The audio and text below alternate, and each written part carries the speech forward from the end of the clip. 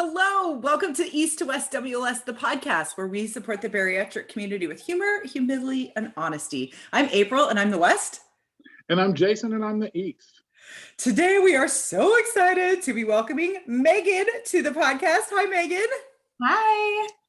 She is the amazing force behind the Instagram page, My Bariatric Dietitian. She has published a phenomenal cookbook that is one of my absolute favorites. I was actually just telling her, I'm fortunate my family has a vacation home and my copy of her cookbook is at our other home, which is where I kind of recovered from bariatric surgery. But I do happen to have her free 7-day bariatric meal plan that anybody can access for free. You sign up to be a subscriber for her website. You get this amazing 21-page document, which we're going to talk about a little bit later in the podcast. But oh my gosh, your resources are amazing. And we are so thrilled that we could talk with you today because, oh my gosh, we had some really awesome questions from the community. You have some things that you are very, very passionate about speaking to. So yeah, we are just thrilled to be able to have some of your time today to like deep dive into some topics. So thank you for joining us. Oh, thank you so much for having me. I'm really excited to be here. Boom.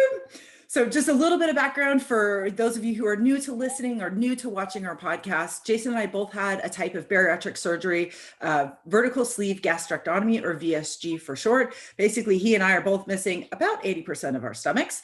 I have lost 120 pounds. Jason, how much weight have you lost? 169 as of this morning. Boom. So we have, yeah. He's on a roll. I'm on a roll. We've both been very successful, but I think the reason that we've been successful is because we kind of found each other at a virtual bariatric meetup that I was hosting kind of when COVID first struck. And he and I really we kicked off a really great friendship, and we realized that there was support that was missing from our lives that we needed to find success. So Jason and I came together and created East to West WLS. So we are thrilled that we are a part of the community. Helping our community helps ourselves. It's a wonderful way to make sure that we have the resources that we need for our success. So if there is anything in your bariatric life that you feel is missing and needed for you to live your life at a healthy weight, definitely let us know. Our goal here at East to West WLS is to create content and support that's meaningful and valuable to you. So please reach out. We're real humans. We're adorable. If you're watching us on YouTube, which you should be, you will know that we are the cutest human beings that have ever walked the face of the planet. So lots of ways that you can access our support. So, okay, now that my spiel is done, I want to dive in just a little bit more and kind of introduce people to the topics that we're going to be talking about today, Megan. So like I said, we reached out because your Instagram feed is straight fire, and every little square has bits of information that is related to food, but is not necessarily just food centric. And it's all about all of the different ways that we can find success after surgery, right? So either our mental relationship with food, our emotional relationship with food, just like our general recovery. I mean, it was just phenomenal. And the reason that we were really excited to talk to you today is because a lot of your posts are really about mindset, right? And our relationship with food really has to change after bariatric surgery. So, when obviously we followed your page for a while, and just every day that you posted something, we're like, oh my God, that's so true. That's so good. I never thought about it that way. So we are thrilled to be able to talk to you today. And there's kind of 4 big areas that we want to dive into. How we can measure success without the scale. Normalizing hunger, right? Because I think everybody goes into bariatric surgery thinking, I'm never going to be hungry again. Totally not true. Lies and deceits. Lies and deceit, right? So the fact that you're so passionate about helping people normalize their hunger is key to success. So we're excited to talk about that today. Managing our appetites and cravings. And then we are going to talk about the 4-letter word that every bariatric patient runs from: carbs. Yes, I said it. We're going to talk about carbs after weight loss surgery. So yeah, so really, really, really great topic. So I don't know about you guys, but I'm ready to dive in. Shall we? Yes, ma'am. All right, let's do it. Okay, so Megan, we always love to start off our interviews with members of our community by kind of giving them the floor, because we really want to know what makes you you. How did you end up the person who you are today? Yeah, it's a long story, so I'll try to shorten it. But I've been a dietitian now for a little over a decade. And when you're in school, you have this opportunity to try out different types of careers. So in my internship, I got to work in an elementary school, like being a dietitian, with the food service team and this and that. And then you get to go work in a skilled nursing facility, and you kind of get to try different hats on. And so I was actually working at a hospital in their bariatric clinic rotation. And I was living with one of my good friends at the time. Well, actually still one of my best friends, but we were living together, and I was going through my bariatric rotation, and this was all new to me. Like, I didn't know anything about bariatrics. Like we were taught such a small little amount of this in school. And so being in the clinic and seeing it was just, it was all really new to me. And so I started my rotation, and I actually, got home one day from work and everything. And my roommate, sat me down, and she's like, I have something I need to tell you. And I was like, okay, I was getting worried, like, what is this? And she's like, so I'm not telling anybody, but I'm actually going to have bariatric surgery next week. And oh my God. Yeah. So I was like sitting there with like my best friend, who's like, telling me this like life-changing thing that's going to happen to her. And I'm learning about it in my internship, and then I got to see everything like firsthand. So like I got to learn all about it. I was like trying to ingest as much information as possible from the dietitian I was learning from. And then there I was like going home and seeing her go through her liquid diet and seeing like all of her, her experience. And it was so eye-opening. And I got to obviously like watch her whole journey. So this has been like over a decade now. And she was just like incredibly successful. She's still successful. Like, I think it was just a life-changing thing. And just to see how it affected her. Once I actually got into like my career and I finished school, I was like, that's what I want to do. That's who I want to help. Right. And I'm like sitting there and I'm like, this is like, I have a chance to help other people just like her, but also like so many others, out there who are looking for this great tool. So anyways, I worked in a skilled nursing home for a few years. And then I got the opportunity to jump into bariatrics, and I like just ran at the opportunity, and I was basically just like begging them to hire me. I was like, please let me work here. And so that was about 8 years ago. And so I've been doing bariatrics now for about 8 years, and I've worked in hospitals.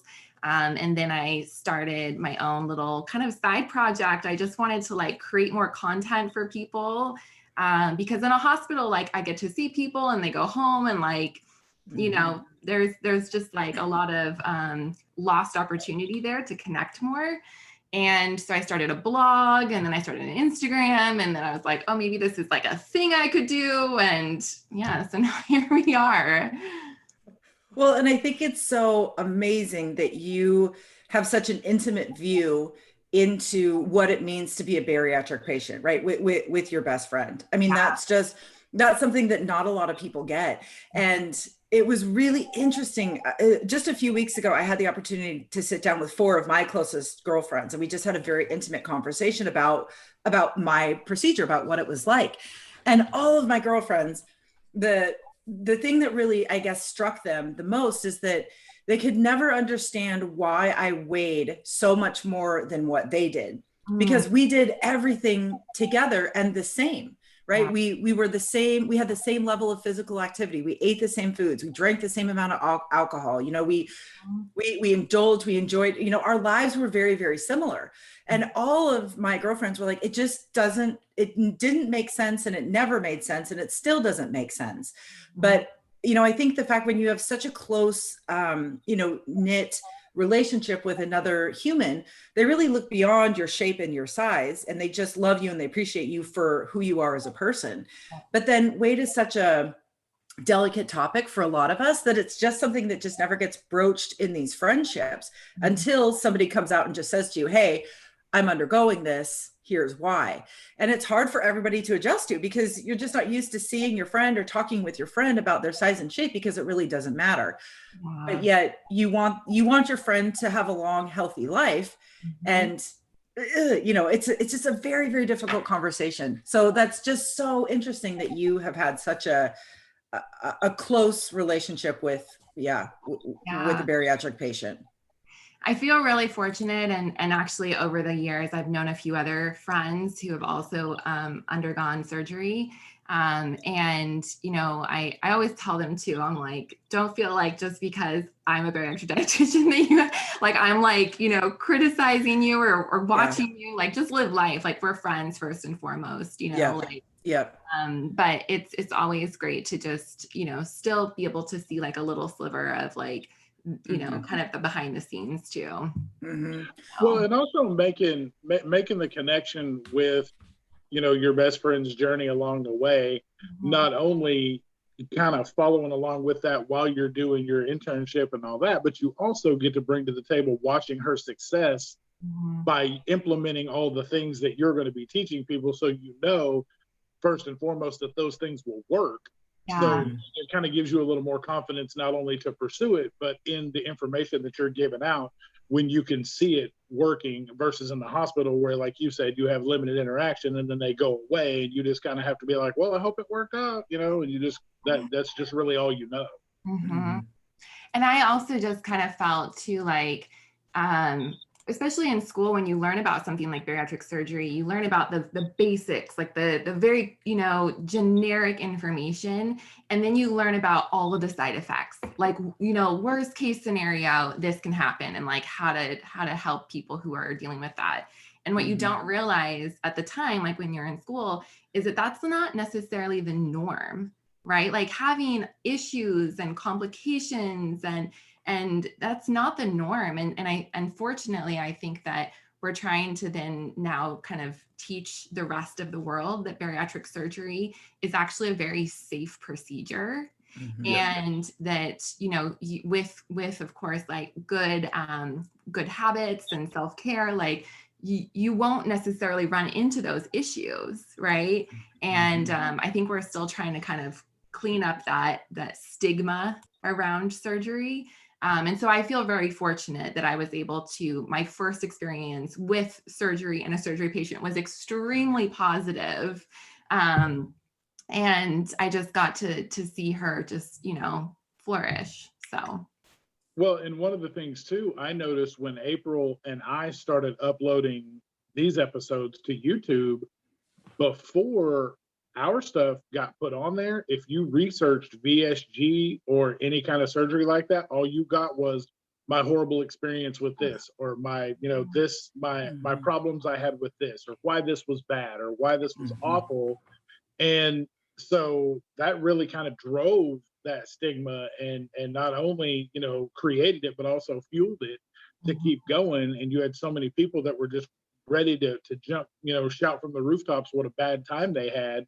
But they're only going to tell you what didn't work. They're not going to tell you that. They're not going to stand up and say, well, it didn't work because I didn't put the work in, or it didn't work because I didn't follow this, my surgeon's guidelines for this or that, or whatever it was. They're always going to go back and blame it on the surgery or the surgeon or whatever else, because they don't want to take responsibility for the fact that it derailed, because it was probably more than likely something that they did. Now, are there medical issues out there that happen? Sure.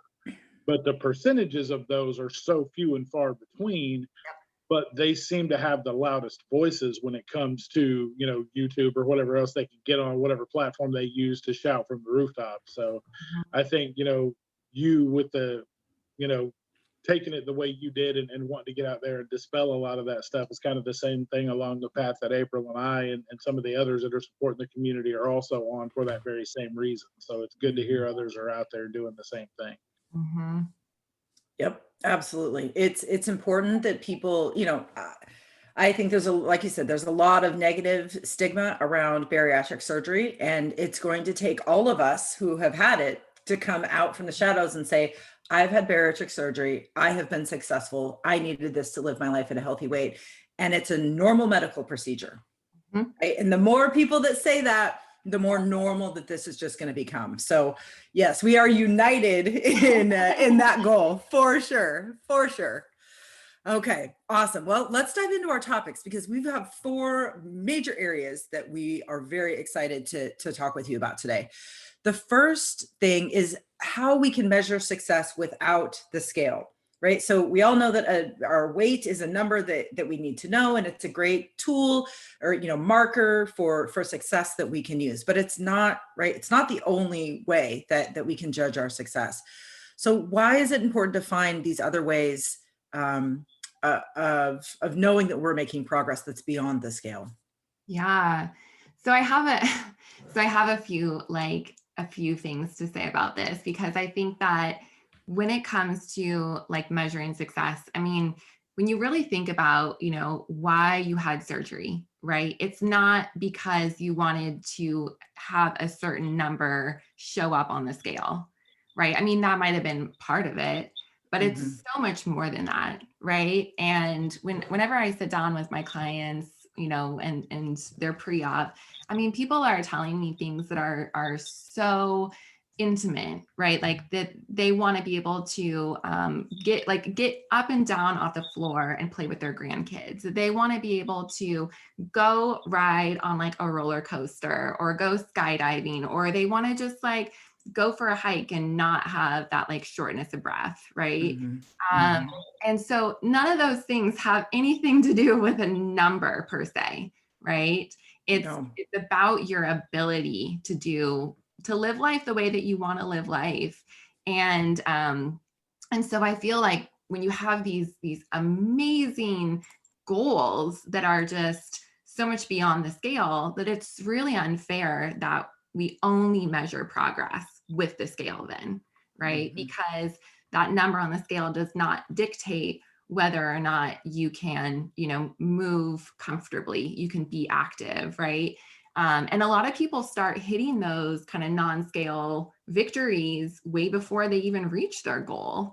So I always really like to focus on way more than that, and finding some little ways that you can kind of measure success and progress along the way. So that could be anything from, of course, the scale, but it could also be like your measurements, like your clothing, the way that is fitting. I have a lot of clients who actually do like their body composition testing.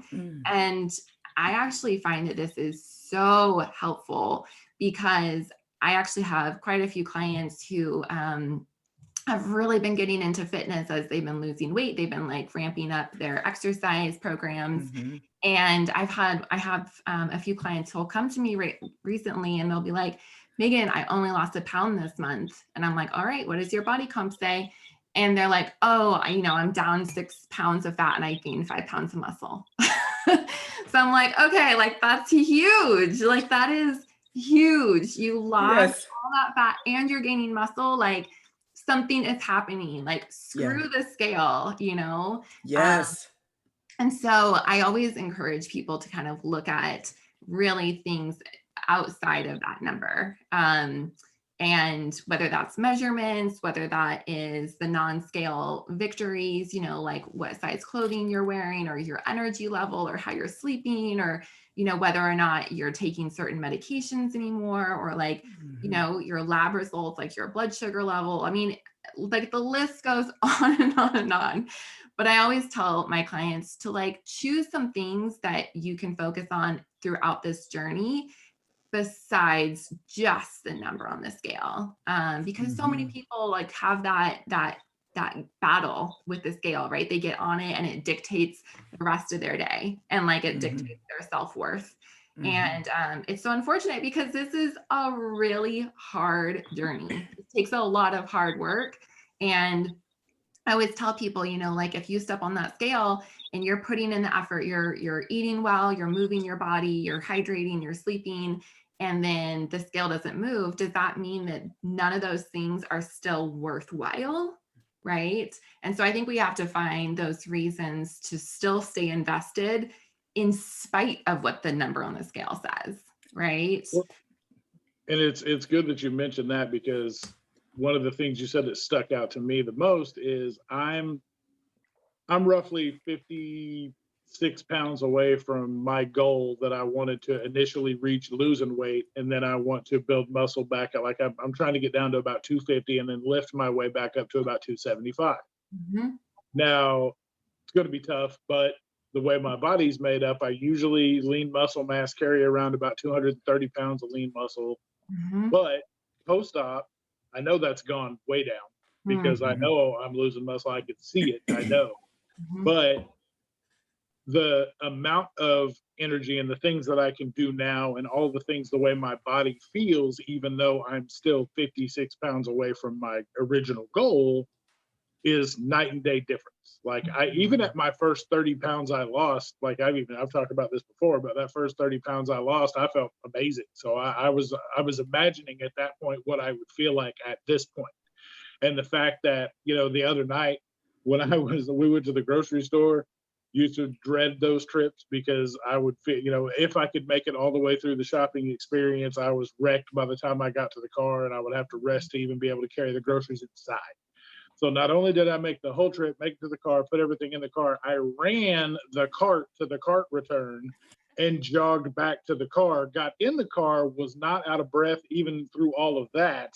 Yeah. Came home, not only brought all the groceries in, but put them up, and was still up moving around, having no issues. So those things truly are amazing. And that had, zero to do with the scale. So those types of things truly do matter to help push you along in your journey, because you can feel the difference.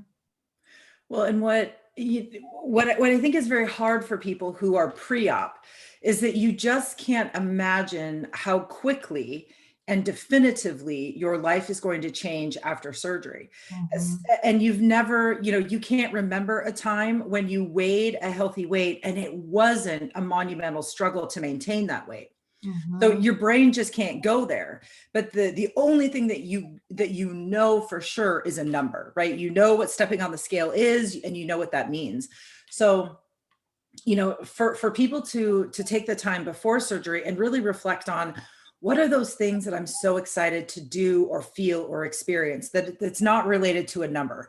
Yep. Because you just don't know that, losing 20 pounds means I might not sweat getting out of the shower anymore. You just don't know those things. Yep. So if you take the time beforehand to really write them down, when you're on the other side of your surgery, you have this running list of things that you can go to and be like, oh my gosh, I'm already able to get up off the floor with ease, or I'm already able to bend over and tie my shoes without it being a struggle, right? Yeah. So to have that list, I think really helps you not shift all the way away from the number on the scale, but it helps you have a more equal balance, so that on the days when the scale doesn't move, you, instead of that triggering your old mind and your old habits, right, that shame cycle, you can go, no, look at all these things though that have improved, even though the number hasn't changed.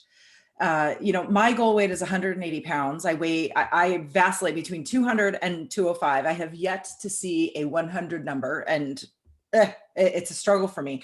But my highest recorded weight was 326 pounds, right? So for me to say, oh my God, look at where I have come.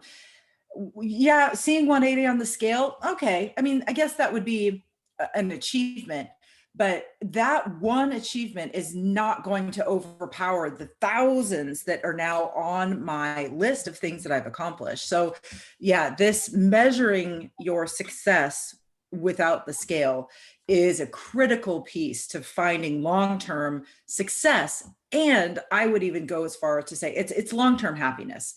I mean, and that's what's key, right? Because the other thing that I think plays with us too is that we think, well, when I lose the weight, I'll finally be happy. Like all these things that were like bad or annoying me about my life when I was heavy, they're all going to go away now that I've lost the weight. And it's total bullshit. That's just not the case, right? Yeah. Like there are definitely some things that are happier in my life now, but the major, real, true, deep things that were driving me crazy in my old life really had nothing to do with my weight. And I was just using my weight as an excuse, right? But if I have this running list of these non-scale victories, these non-scale benchmarks, then it's just going to make my life a whole lot better on lots of different levels. Absolutely. And I always tell people too, I mean, I think the other area that gets really tricky is like, I think a lot of people have expectations for how quickly they're going to lose weight or when they're going to reach certain numbers. And, you know, I've talked to people before and I'm like, okay, well, what's like your goal for the next month? And they're like, oh, I want to lose 20 pounds.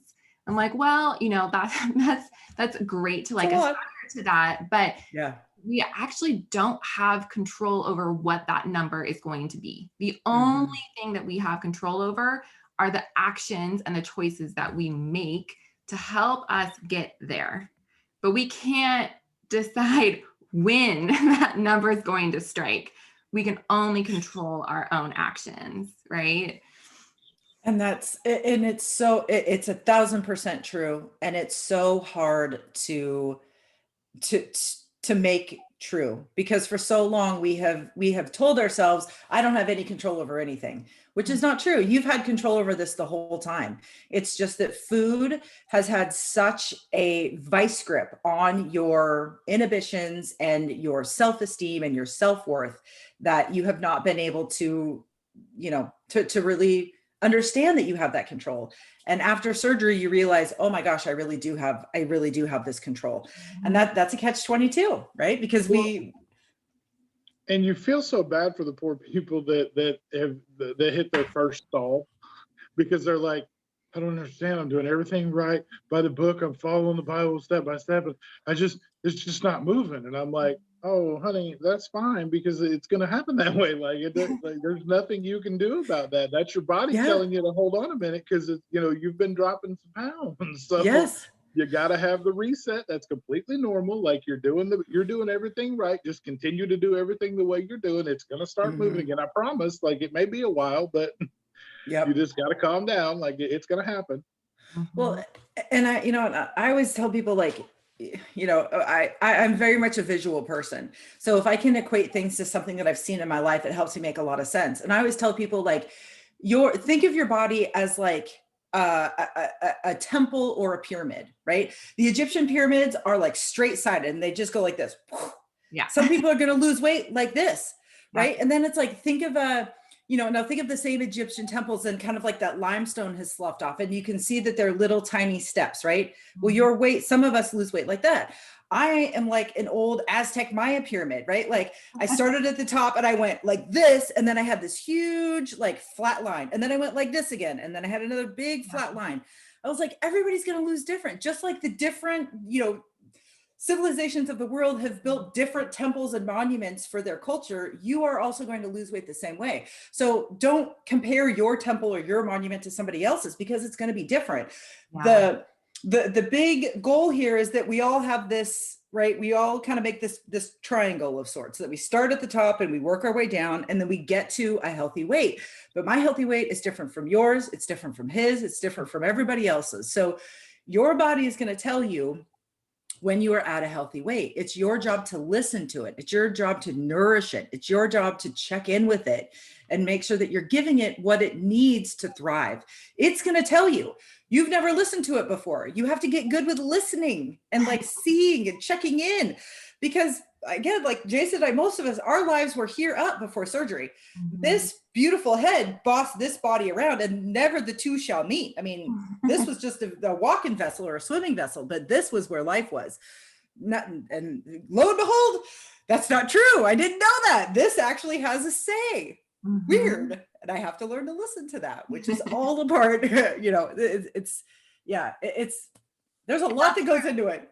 Absolutely. And that is where I think like some of the beauty of this journey is like kind of rediscovering yourself, rediscovering like your relationship with your body or your mind. Like, so I always tell people, like, your whatever you think your journey post-op is going to be like, just know it's not going to be anything like that.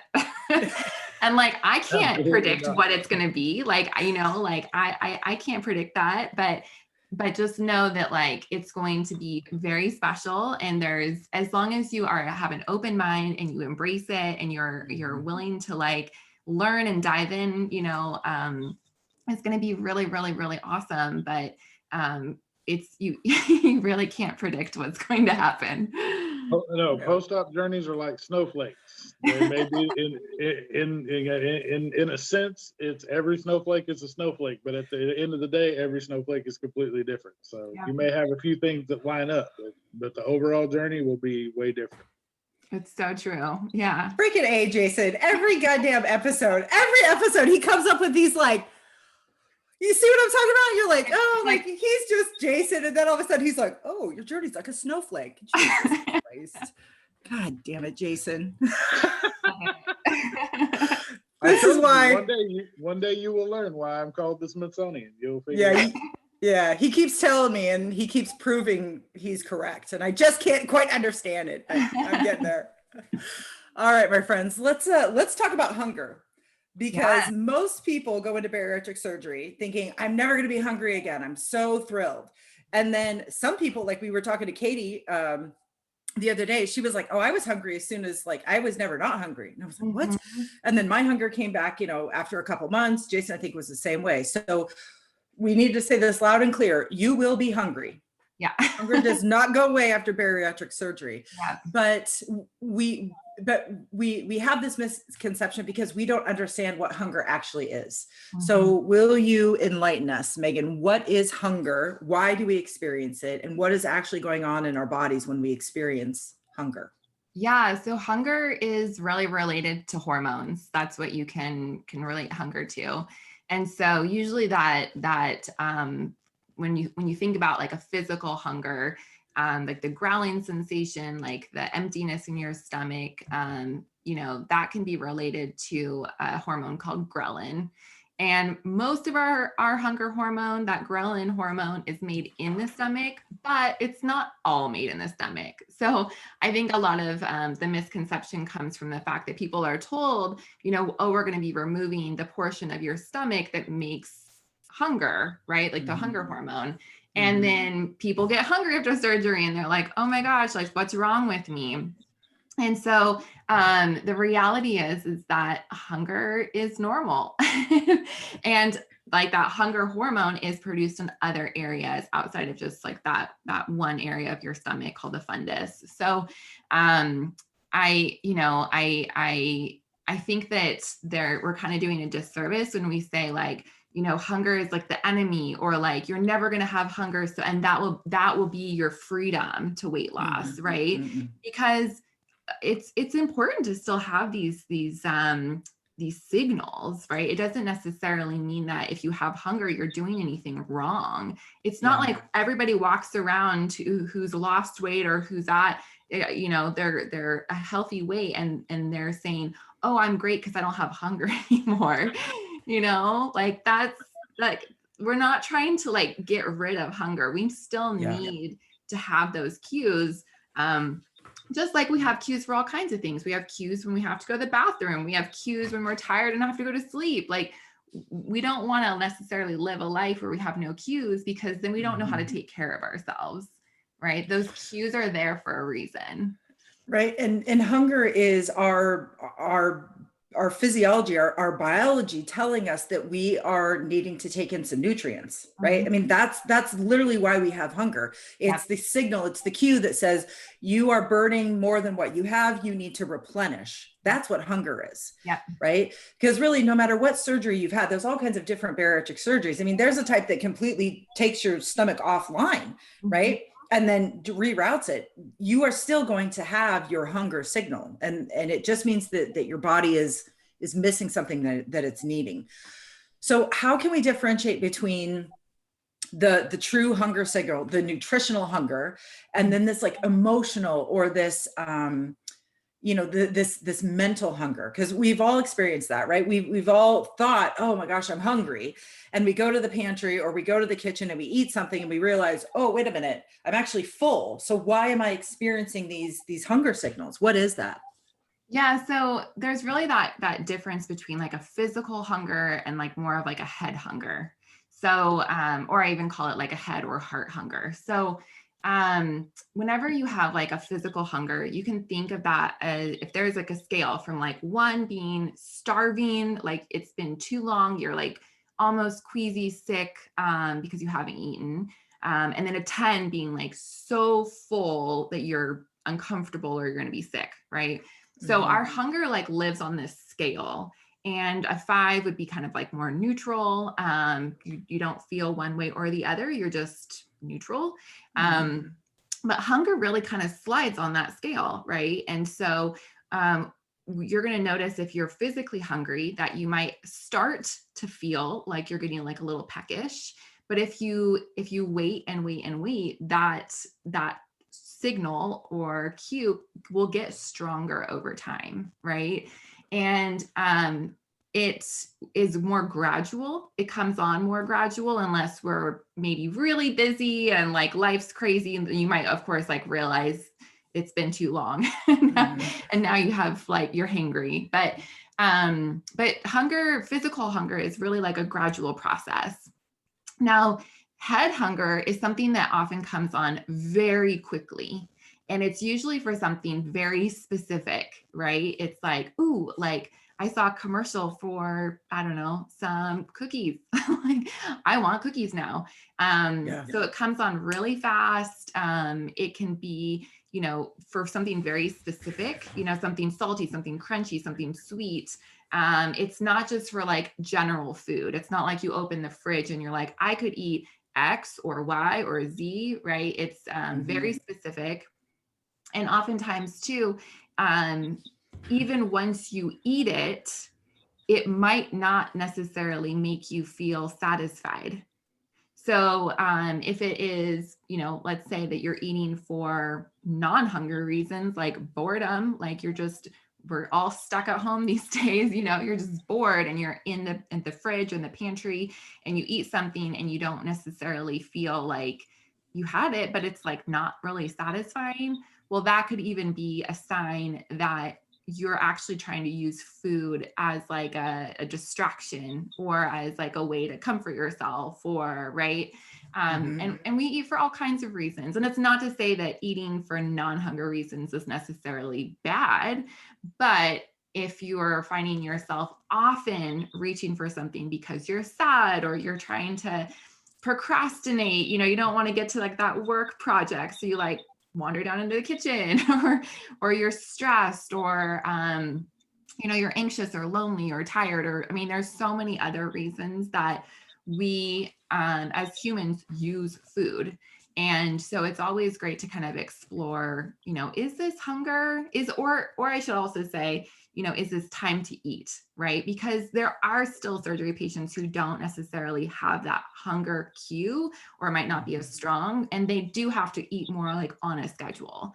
So it's kind of like, is this is this my eating opportunity? Do I need to like refuel my body right now? Do I have physical hunger, or is there maybe something else going on? Well, and the other misconception too that I've been finding lately is people will hear things like, oh, well, my taste buds changed quite a bit after I had surgery. So things that I used to not like, I can really kind of eat now, and it's pretty good. Or, and I'm finding myself really not liking some of the stuff I did before. So people also think, well, I'm just going to have surgery and I'm going to love Brussels sprouts and I'm going to hate pizza and it's going to be fantastic. And I'm here to tell you right now, absolutely not. That's lies and deceits and falsehoods, because I still don't eat any of the stuff that I didn't like before. And I still love all the stuff that I loved before I had surgery. And I've yet to find one meat that I can't tolerate and that I don't just love.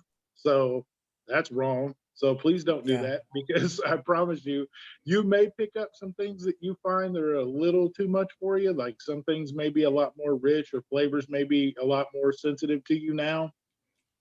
but you're not just going to be like, ooh, Brussels sprouts and things are the greatest. And if you didn't already like them, I don't see you finding a reason to just love things that you didn't like before.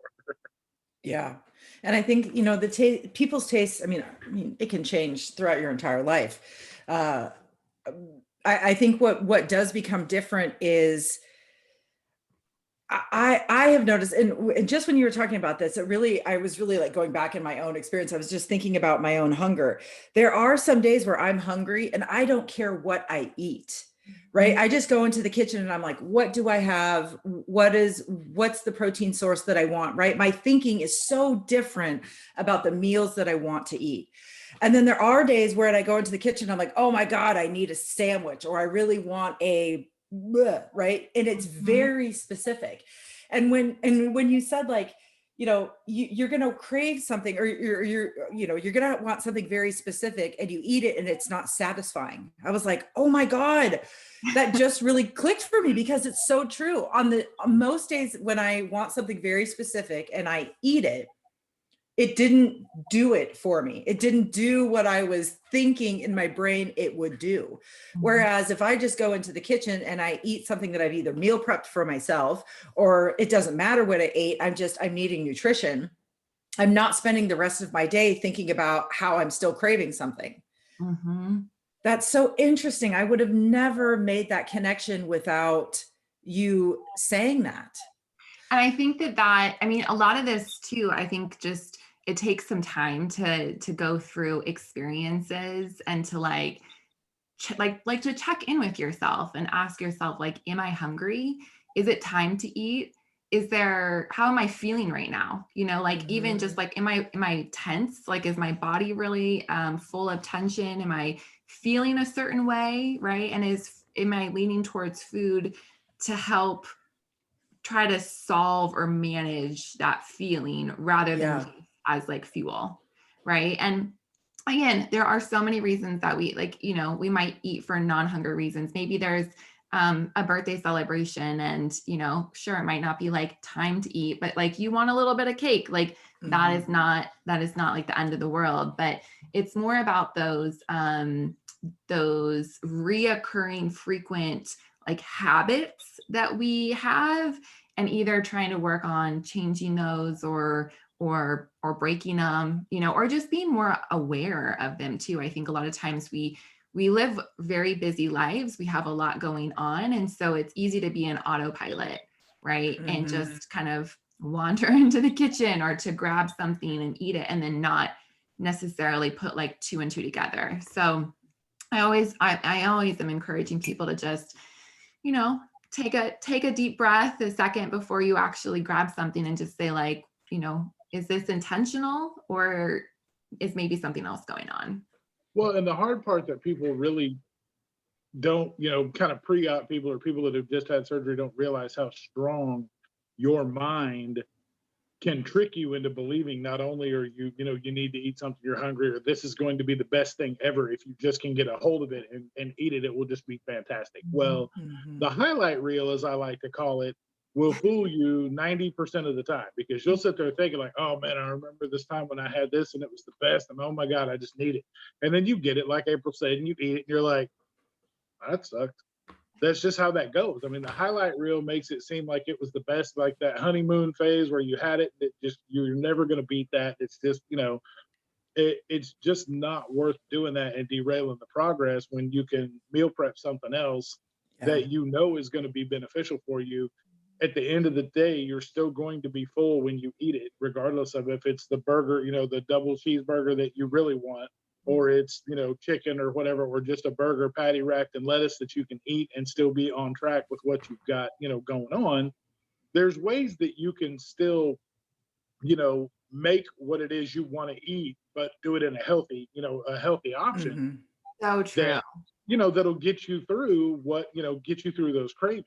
Because at the end of the day, I've yet to find something that I just felt like I had to have, that once I ate it, it just satisfied everything that I was feeling. And I love that you said that too, about just finding things that you still enjoy. Like, it doesn't mean that because you've had surgery, all you have to eat is like chicken and broccoli for the rest of your life, you know? Like, You can make so many really, really, really tasty meals. And I always tell people too, like, you don't have very much real estate. Like, you might as well, enjoy what you're consuming and like have really good stuff, but you just want to make sure it's also aligning with whatever your goals are, right? But like, yeah, you can still have burgers, you can still have like tacos, you can still have like really delicious things. And maybe sometimes you modify them, right? Like having a lettuce wrap burger. But yeah, I mean, this is, I always tell people too, like, this isn't a sprint. It's not just like deprive yourself for as long as you can till you hit your goal and then everything's going to be fine. Like what you do to lose weight is what you should be doing to maintain your weight loss too, right? Yes. And so you have to find those joys, those like the ways to make it work for you, that are still like enjoyable and fit with your preferences and your lifestyle. Like, and that's why, it is different for everybody in that sense. But it's really important to find things that you like, because, otherwise it's just going to make the journey not as fun and enjoyable. Right. Yeah, you'll be miserable. Well, deprivation is not the name of this game, which is, I think, such a mind shift for people, because before surgery, deprivation was the name of every game that you played, and it was absolute misery. But you're primed for that, right? You've almost like trained yourself to be like, the only way I can be happy is through deprivation. But it's actually not true. The name of the game after weight loss surgery is not deprivation. It is learning how to enjoy the foods that we want to enjoy in healthy ways, in healthy quantities.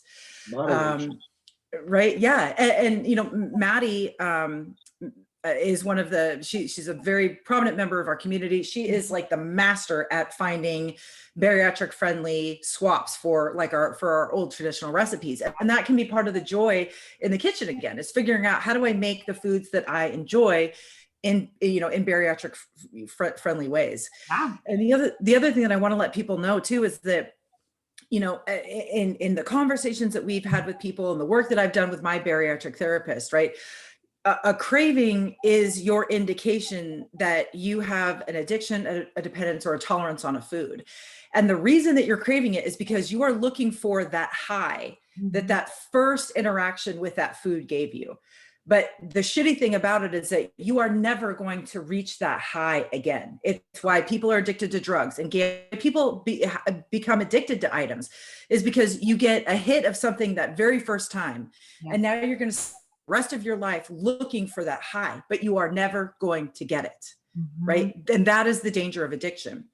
So if we can learn to make foods that bring us joy and that hit that sweet spot, but if we get away from thinking about, I'm going to bite into that burger and it's going to be just as glorious as it was that first time. I'm here to tell you it's not. I'm going to say this again. It's not. You are never going to reach that, right? You're just not.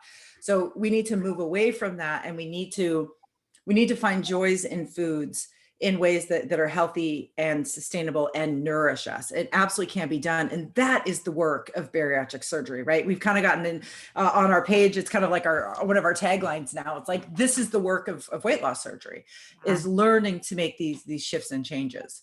So the question that I have for you, Megan, though, is when we were talking about this. So if I find that, oh my gosh, I have a craving for a specific food, right? And I go into my kitchen and I've got, right, this is kind of like, the willpower conversation. I've got two options. I can eat what I'm craving and know that I'm probably not going to be satisfied and it's not going to give me what I need nutritionally, or I can eat something else, right?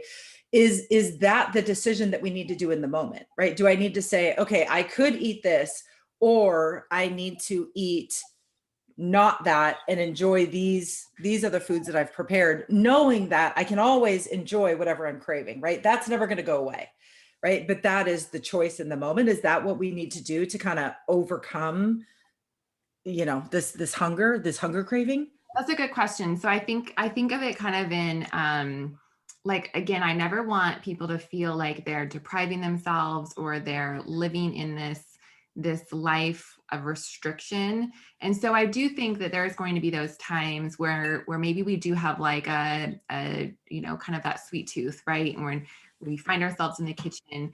And I think that if you deny yourself things, right, if you try to fight urges for things, then that can actually make things a little bit worse, right? So if you're like, I really need something sweet, and you're trying to give yourself carrots, right? Or drink water, you know, it's not really, we're actually like then fighting against ourselves. But I mean, it's, if you need something sweet, maybe there's something that you could have that is still sweet, that still fits your goals, right? Maybe there's like a protein bar that you still really like that will still kind of give you that sweet taste. But you know, it's maybe a little bit lower carb, has some protein in it, right? Or maybe you can make yourself like a protein pudding, and so it's not to say like you couldn't have something that still fits into that realm of whatever you're looking for. But I think we also have to say like, okay, is this a craving? Is this like true hunger? Do I just need something and I want something sweet? Or is there something else going on? Am I wanting something sweet because maybe I feel really lonely right now, right? And I just want like that comfort. But if you are finding that it's time to eat and you want to get something and you have like a sweet fix or sweet craving, I think trying to trick yourself into like not having that can then just make things worse. And I think for many people that can even, granted there are still physical restrictions after surgery, I think that can kind of put people in more of like a binge mindset of like, I can't have this, so when I do have it, I'm just going to overdo it. Right. And so there's that kind of fine line between distinguishing, like, am I eating this because I actually need to have something, I need fuel, or am I eating this because of a different reason? And if you really do need something and you just are, you know, something sweet or salty or whatever sounds good, how can we just make that fit into our goals still? So this is kind of, oh man, okay. I just had one of those moments where I'm like, okay, wait a minute. I'm bringing like all of these pieces together from all these different conversations that we've had with people. So we wake up every day and we kind of have these pre-existing conditions, right? So some days we wake up and go, oh my gosh, my calendar is so busy and I'm dreading this conversation, or so-and-so is sick, right? We've got all of these things that are already, right, pre-existing in our day before we've even started it. On those days, it's going to be really hard to say no to things when they come up, right? Because so much of our emotional energy is already expelled dealing with these things. And now on top of that, I also have to deal with my food, you know, cravings, my food addictions, my food dependencies, right? My food issues. So I've got pre-existing conditions and then I've got my food issues here. And that's a lot. So on those days, what my brain just instantly said was, okay, those are the days that you're going to go to your Built Bars, right? Or those are the days that I'm going to my Quest chips. Those are the days that I'm going to those foods that will help me get the thing that I'm needing to get through the day, but keep me on track. Okay. Then on the days when I wake up and I'm like, you know what? There's not a lot of pre-existing conditions. It's kind of a chill day, right? I'm in a great mood. I'm going to the beach. I'm walking the dog. I'm seeing my friend, you know, whatever, right? On those days where there are not a lot of pre-existing conditions, I could have the skill or the energy. I don't want to say the word willpower, but you know what I mean? Like those are the days that when those cravings pop up, I can go, you know what? Not today. I can have a piece of pie tomorrow. I can have a candy bar tomorrow. I can have a burger tomorrow. But today I'm going to eat my meal plan, or I'm going to eat exactly what I plan to do today because I have more of that energy to fight back. And again, that's not the right word, right? But I have more capacity to really stay the course. Does that make sense? Am I crazy?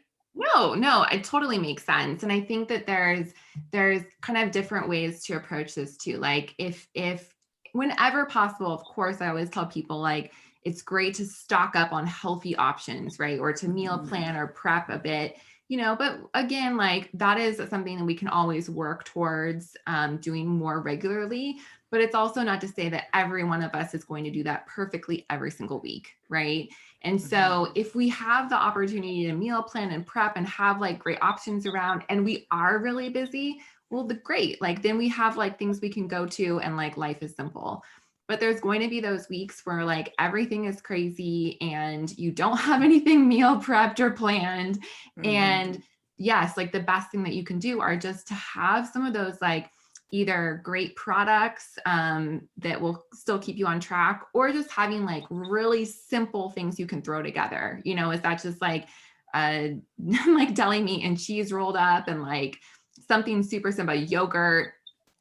Or is it like having some protein bars or protein chips, or, you know, just trying to kind of, I tell people like, you are in control of like your home environment. You get to choose like what gets brought in. Of course, obviously there's other family members there too.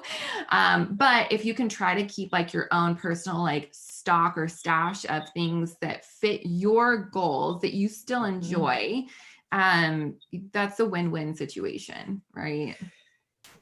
Well, and part of what I try to go back to, that like you kind of mentioned and touched on, you don't, it's the end of January. Nobody's going to win the year in January. You're not going to win the month on February 1st. What you have to be concerned about is winning the meal. Like, you don't even have to win the day at 9 o'clock in the morning. Just win the meal. If you win breakfast, and if you happen to slip up a little bit at lunch, guess what? You don't have to derail dinner too.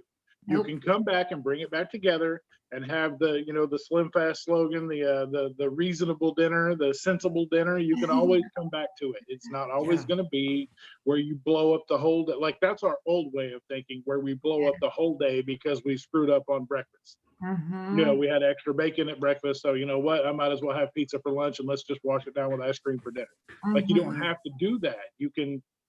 Part of this journey post-op is reprogramming yourself to be able to say, I realize I slid a little bit at lunch. So what I'm going to do is I'm going to, you know, reel it back in. We're going to focus on dinner. I'm going to nail dinner. And then tomorrow when I get up, we'll have, you know, protein shake in the morning. Then I'll make sure and have a little bit extra water to flush out the salt or whatever it was I had the night before. You know, you're going to have to up your water intake. You know, you're going to have to up your protein intake. You're going to have to scale back on other stuff. It is a sliding scale to get through each day, but it can still be done without derailing everything off of just one meal. 100%. I mean, it's so true. It's hard when there's that kind of all or nothing mindset, right? And especially from diets, like, I mean, we've been told like you're either good or you're bad, right? Like you're doing good if you follow it, and if you have a slip, like you're bad and you have to restart. Like, it's all of that effort like went down the drain, right? And it's like, it's so untrue. It's like, it is the most false thing that you could ever think. And yeah, you are so right. It's not about perfectionism. It's about just showing up and trying to do your best whenever you can, right? And so if one meal was maybe not, you know, your most ideal outcome, well, guess what? You have a lot more opportunities coming your way. Yes. We eat all day long, every single day. We need food. And actually, that's like a wonderful thing too. Like, we get many opportunities. It's not like it comes around once in a blue moon and like, you have to be ready for it. Like, you always get the opportunity to start and try your best. And that one day that might be, you know, a snack of like a string cheese and some Quest chips, but like maybe the next day that is like a home cooked meal and maybe like some stir fry and cauliflower rice and whatever. So, it's not about being perfect. It's just about showing up and trying your best. Absolutely. Oh, okay. Our final topic, which ties in beautifully with what we have already been talking about. The worst, or like the most dreaded 4-letter word in the entire bariatric land, carbs. Not the C word. The C word. I'm so excited that we're talking about this today. Look, standing in front of me is my breakfast. I love overnight oats. So this is a combination of oats and a protein shake and chia seeds and all kinds of really great things. But there is so much conflicting information out there in the world about carbs. Right? Not necessarily what they are, but maybe even so. So maybe we just need to start at the very like foundation of this discussion. So what is a carb? What is its purpose in our nutrition? Right? And then I guess the bigger questions that we really want to talk to you about today is, what role do carbs play in our overall health and nutrition? What's a good carb? What's a bad carb? Or are there good and bad carbs? And then what is the best way to incorporate them into our diets or into our lives pre and post-op? So Okay, so let's start at the foundation. What is a carb? Yeah. Okay. So there's three main macronutrients. So protein, fat, and carbohydrates. Those are the three main macronutrients that we think of. That's what you see on like the nutrition food label, like in bold. But carbohydrates is like really an umbrella term that actually is inclusive of other things too. So sugar is a carbohydrate, starches are carbohydrates, fiber is carbohydrate, and they all have their own purposes. But when we talk about carbs, we usually are talking about kind of all encompassing carbs, but really there are those different types of carbs as well. So carbs are going to be a great primary source of energy for our body. So our body kind of has these two main energy systems. It can run off of carbohydrates and sugar in the form of like blood glucose, or it can run off of fat, or it can run off of both. So when we have carbs in our diet, our body is going to use some of those. But of course, if we're in a calorie deficit, we could also be using some of our stored body fat as energy too. So carbohydrates really are kind of like the four-letter word of bariatric surgery, right? And there are a lot of questions about carbohydrates too, right? So oftentimes people will be in my DMs on Instagram and they're like, okay, I know how much protein I should eat, but what about my carbs? How many carbs should I have? What's the carb goal? What's the limit?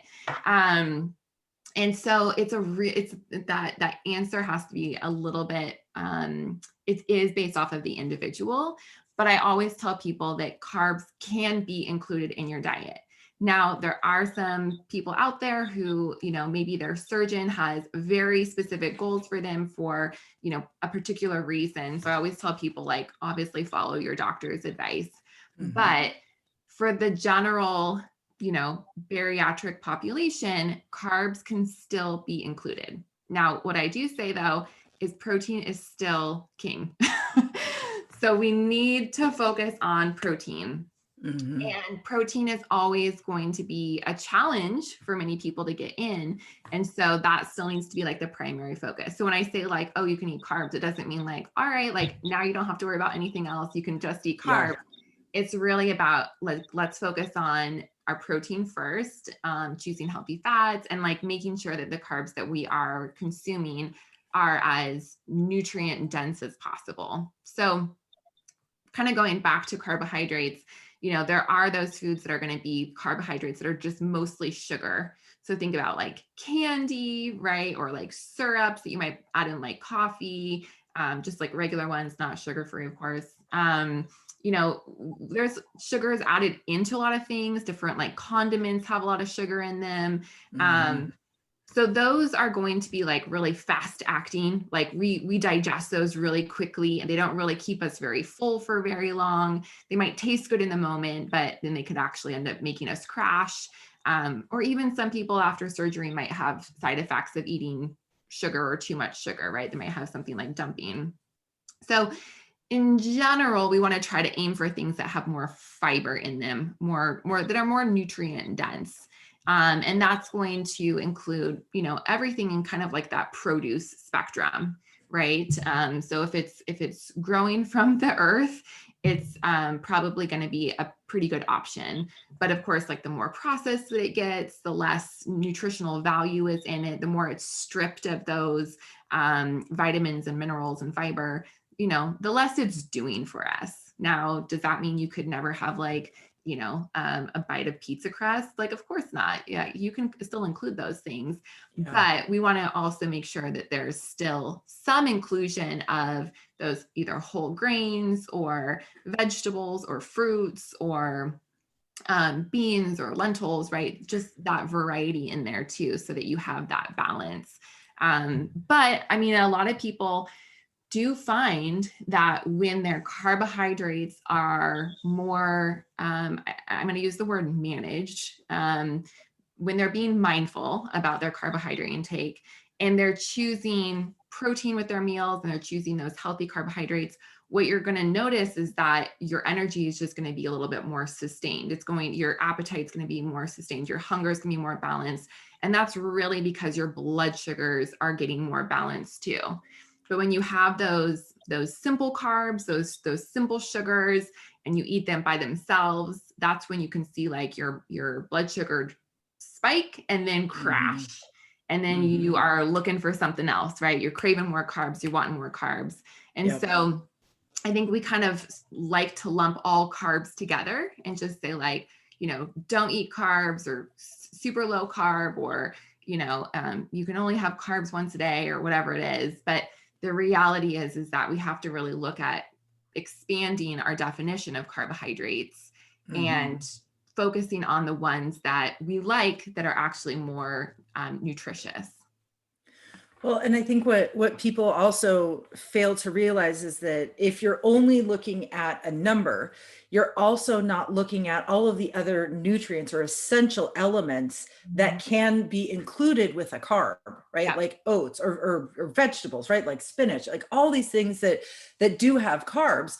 Yes, they also have these nutrients or these essential nutrients that we need to take in that we are not going to get in any other way.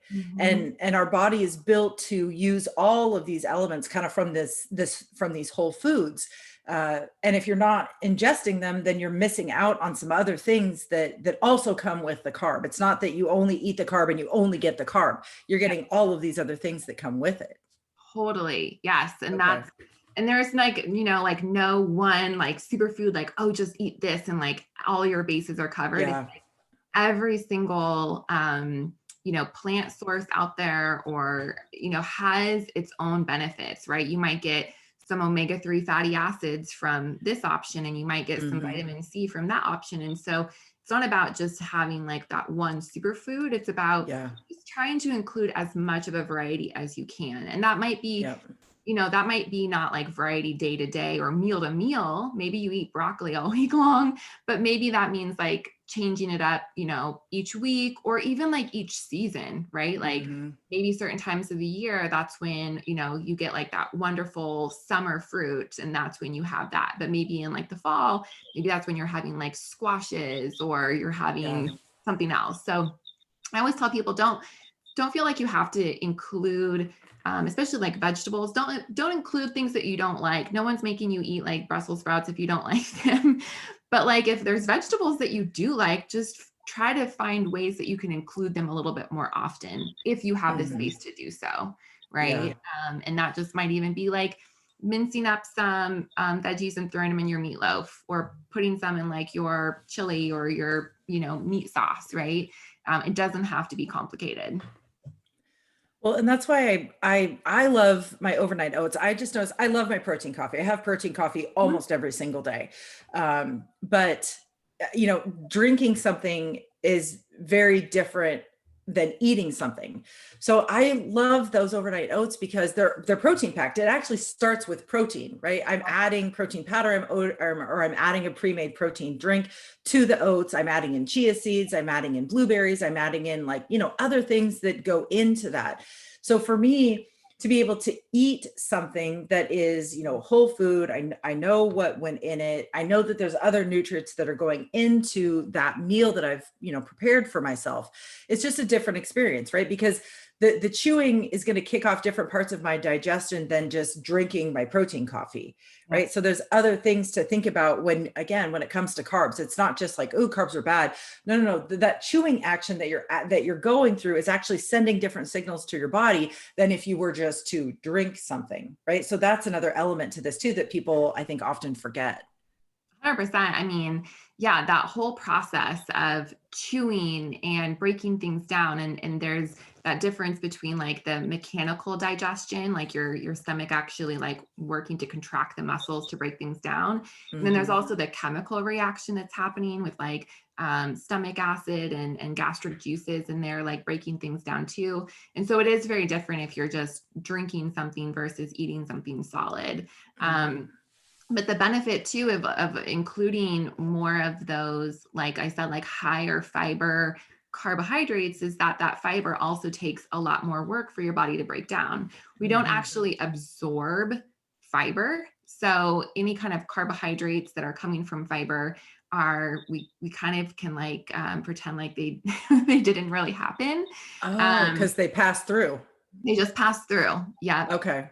And Oh, I'm sorry, I didn't mean to interrupt you, but when I envisioned fiber, I literally just imagined like this like really rough sponge. And as I'm ingesting it, it's just going through it. It's cleaning all, like that sponge is just going through my insides and just cleaning everything out. I mean, that's kind of what fiber does to us, correct?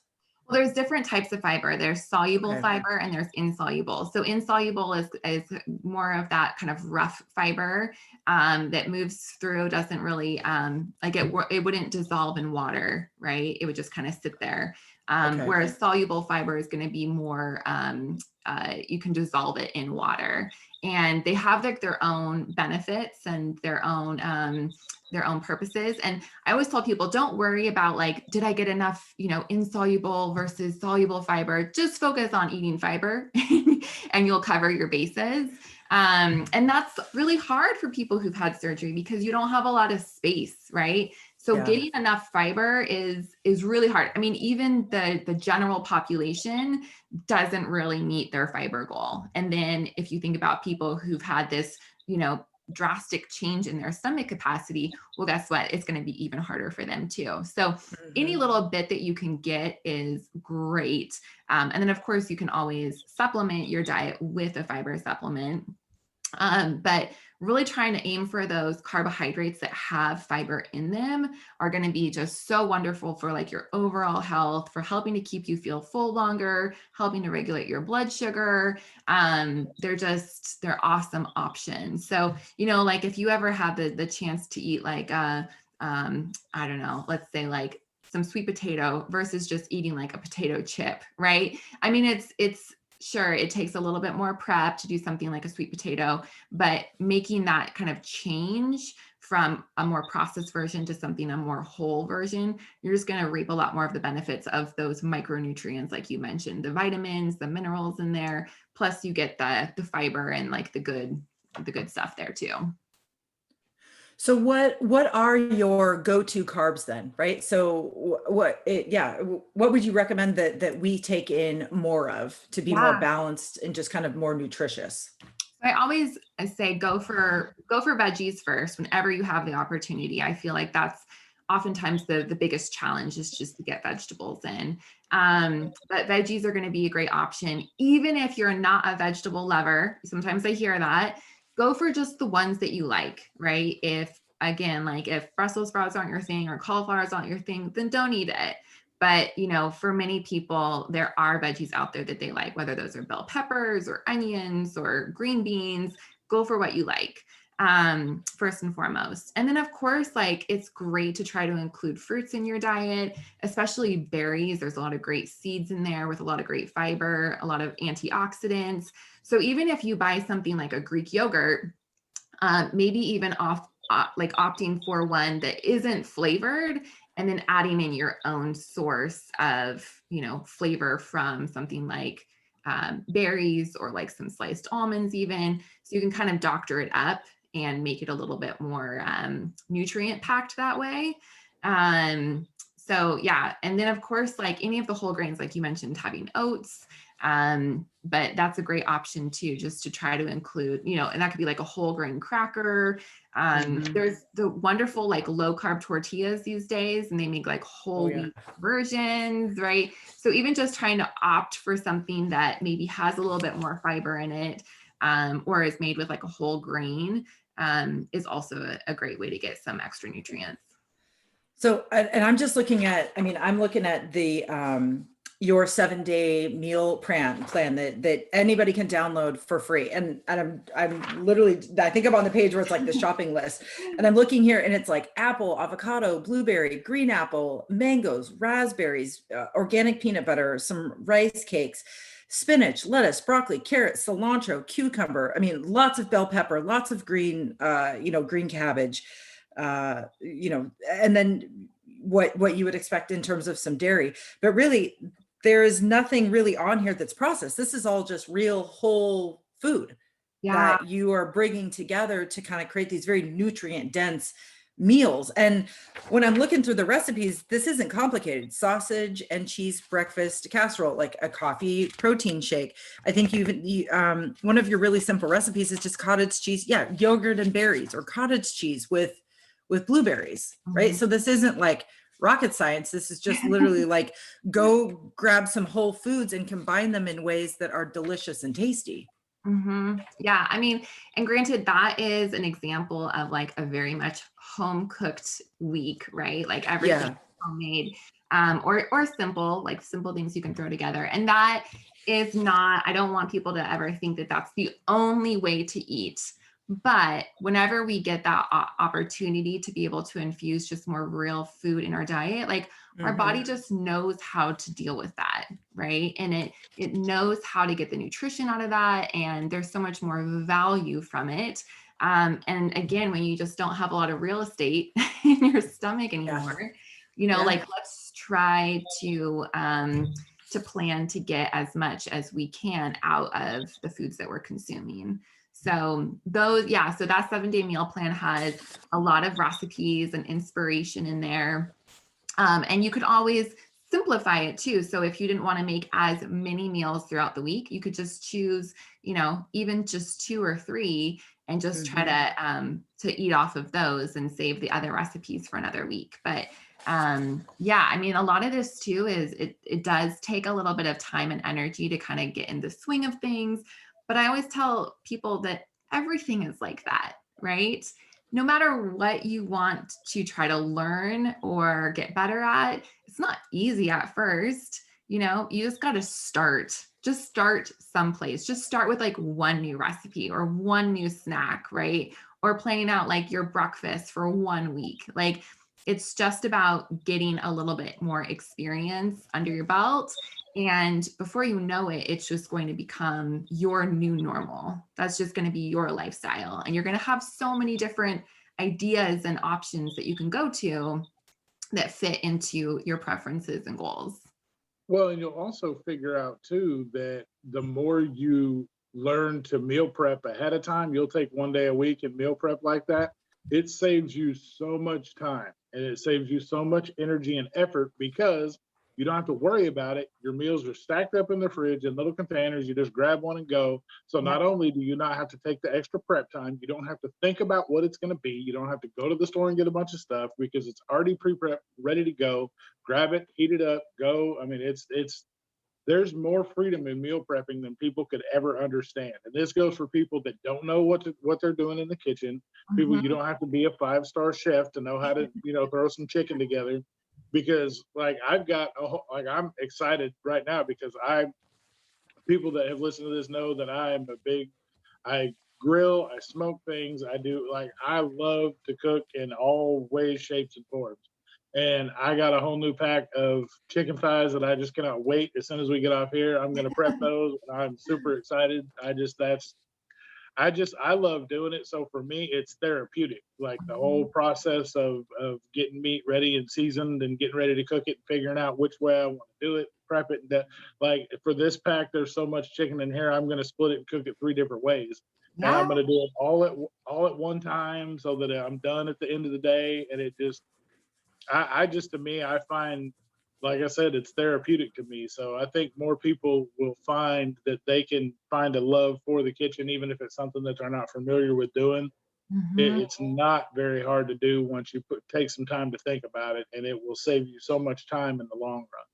Absolutely. And I always tell people, like, if this is new to you, have somebody come join you, like have your spouse or partner or kids, like, just choose like one recipe and like make it together, or like, honestly, like what I like to do when I cook, I love to like listen to podcasts or put on music, like make the experience enjoyable. Like, even if you need to like multitask to some degree, like I always like to infuse, like kind of my time for just kind of like, personal development and listening to podcasts. Like I love to do that when I go on walks or when I cook or when I fold laundry. Like there's definitely ways to also just make the experience fun while you're doing something for yourself at the same time. Well, I'm looking at your Thai chopped chicken salad with peanut sauce, and I am stoked to go get the ingredients to make this. And again, it's it's a very simple, it's a real ingredient list. And, I'm always looking for ways to make things, vegan or plant-based, just to vary things up. And very easily, I can already say, well, instead of using 8 ounces of chicken breast, I'm going to use 8 ounces of tofu. Yep. Right? Like that's such an easy swap for me, and it's really not going to impact this flavor profile at all. And I can make all of these ingredients and have them in my fridge ready to go and just throw them together as I need them for meal prep. So yeah, it's just, a little bit of inspiration can go a very long way. Totally. Yep. Oh my gosh, Megan, this conversation has been so enlightening. I'm just like, a lot of aha moments for me. And I know I see Jason smiling and nodding in his head. A lot of new and insightful information. Is there anything that we missed? Is there anything that we didn't cover that you want to make sure that our listeners or our followers hear from you today? No, I think we dove into a lot today, but I always tell people this journey is not like a one size fits all. So, if you ever feel like you have questions about something, like reach out, it's okay to ask for help. It's okay to try to get more information. If you just feel like, you need support along this journey, obviously, it's amazing that you guys have this podcast. I mean, there's a lot more resources out there these days than there used to be. And so I tell people just, I encourage you to keep soaking it in regardless of where you are on your journey, and always just reach out for help if you ever need it. Awesome. And that is a perfect segue. I want to let people know where they can reach out to you for your help. I mean, you have an amazing cookbook. It's available on Amazon and I think a lot of different places. Your website is phenomenal, and it's just www.mybariatricdietitian.com. That's where I got the 7-day plan. Awesome, awesome website. Where else can they follow you? So you can also find me on Instagram at My Bariatric Dietitian.